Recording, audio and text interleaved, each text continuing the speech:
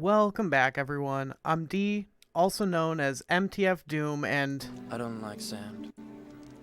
and today we're going to be talking about how it's coarse and rough and it gets everywhere. I hope you enjoy.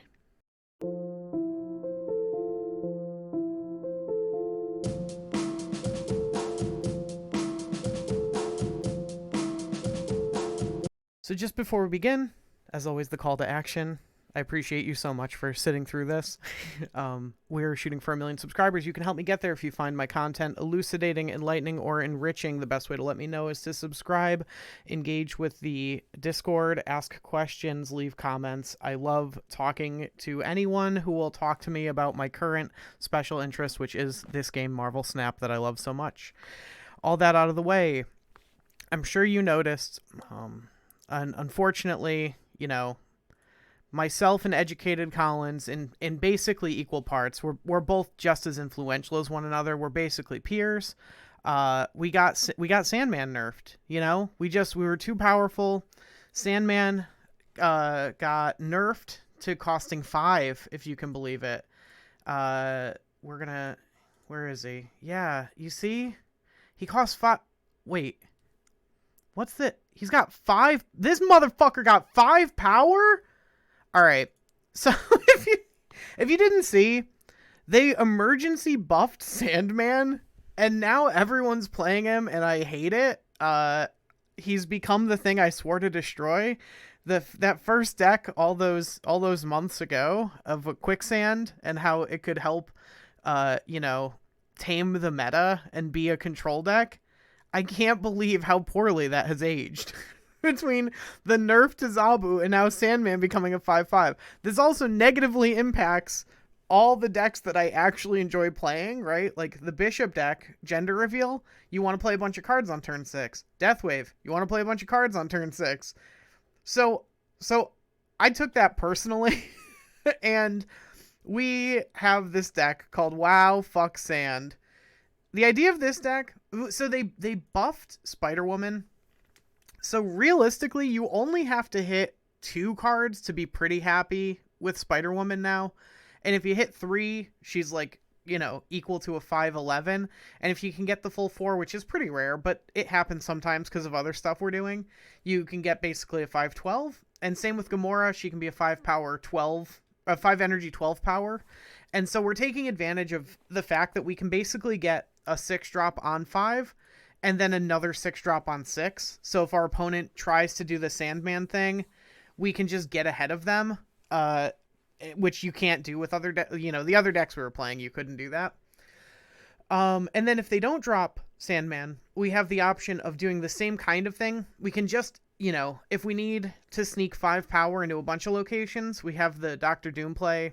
You can mess up if they're trying to do Wong stuff, or even just like, Magneto's just ultra disruptive and doesn't really get played around, so Magneto's great. But you also have the option, if they didn't Sandman, of going like Gamora, because on turn 6, it's fairly easy to tell where they're going to play to, and so you get the 5/12. But then also, Rocket Raccoon is like a 1/4, or Titania, if it's safe to do so, is a 1/5.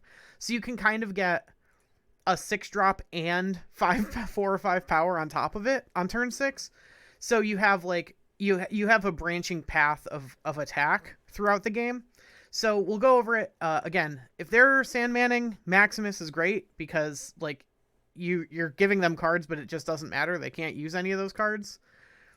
Polaris is mostly just for early disruption. If they're trying to play big stuff early, you can just, by moving it, can make it awkward for them, because once you're both locked to 1 card per turn, if you're already ahead in 2 lanes, you're in a pretty good spot. And so Polaris can kind of mess with what they were trying to set up ahead of time. Lizard, obviously, same deal. Like, it's just about early initiative, and if they're Sandman, if they're trying to Sandman lock you, then they're not going to fill up a lane against a Lizard. Scarlet Witch is just good, and you should play Scarlet. She's the number 1 card you should be playing, by the way. So yeah, you should play Scarlet Witch. I think I might be overplaying Scarlet Witch at this point, but like Sentinel felt really bad, getting locked into your hand. Um, yeah, I don't know. Scarlet Witch is good. You should play Scarlet Witch. Maybe Storm, but I like having a couple of 2-drops, so like I have a decent chance at a 2. It's really hard missing, because basically you don't have 1-drops. Like Rocket Raccoon and Titania, neither of those are actually 1-drops. So your curve kind of starts at 2. You could play maybe Sunspot, maybe instead of Polaris, or Enchantress. So Enchantress is in here because opponents are really trying to do the Wong thing. They're trying to go like Electro into Wong. Wait, Electro 3, Sandman 4, Wong 5, Doom 6. And so being able to either hit the Sandman or the Wong with Enchantress is okay, but I don't know if she's good enough. Same thing, like I think part of the reason that this new variant of Sandman deck is so frustrating is that like they're really trying to go in on the Doom thing. And Sandman and Doom both dodge Shang. So it's just like you don't really have outs other than playing your own big stuff decks. And I don't know. It's frustrating. I don't know that I like this iteration of Sandman, but I understand why they did it, but I don't know that I like it. But also I think it's probably getting overplayed right now because it's the hot new thing that everyone wants to try.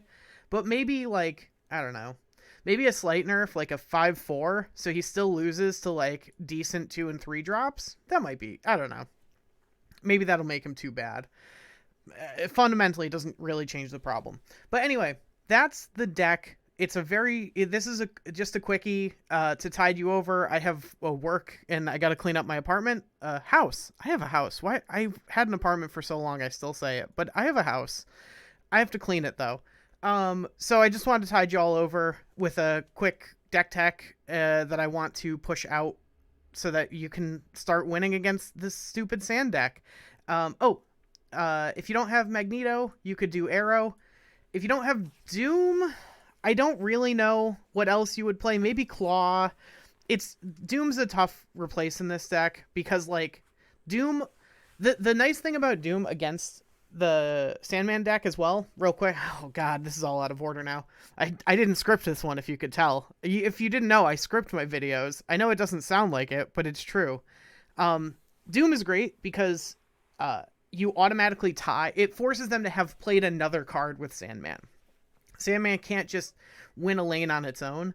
The Doom bot will auto tie the Sandman lane, and that's like a very big bonus as well. I don't really know what you would replace if you don't have Doom. I don't know what else you could use. I know Magneto can be Arrow. Maybe just Red Skull is good enough, right? For kind of the same reason, like you can Enchantress your own Red Skull on 6 if that's like the winning play is to do that, and like now they don't get the bonus.